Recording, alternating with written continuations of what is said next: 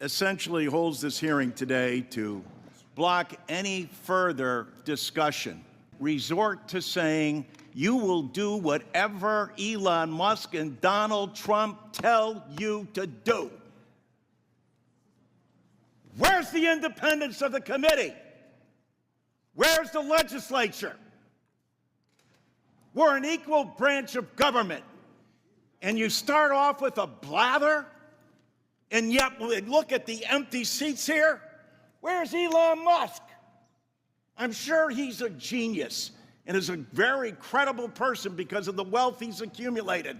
But that does not put him above the law or the responsibility to come before this committee in this Congress.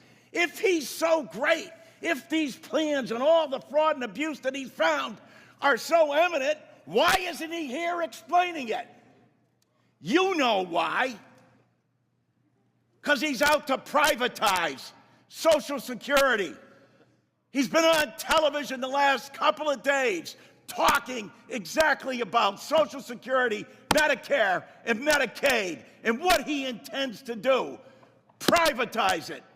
The American people, some of them may have been born at night, but not last night. People are aware of this. Every single one of your districts, all the money that comes in monthly, and you have not done, you as a Congress, have not done anything in more than 54 years. And now you have someone coming in to privatize a system, something you have longed to do going back to 1982, because Elon Musk thinks that this is the best thing to do. President Trump has called Social Security a scam. Elon Musk, as Mr. Neal said, called it a Ponzi scheme. Ask that of the people in your district. Ask that, Mr. Smith, of the more than 198,000 people in your district who rely on Social Security, and you won't even let the person who's planning to privatize it, who's telling the big lie in front of everyone, in bold as he possibly can, saying, this is what we're going to do. The Congress is in our back pocket.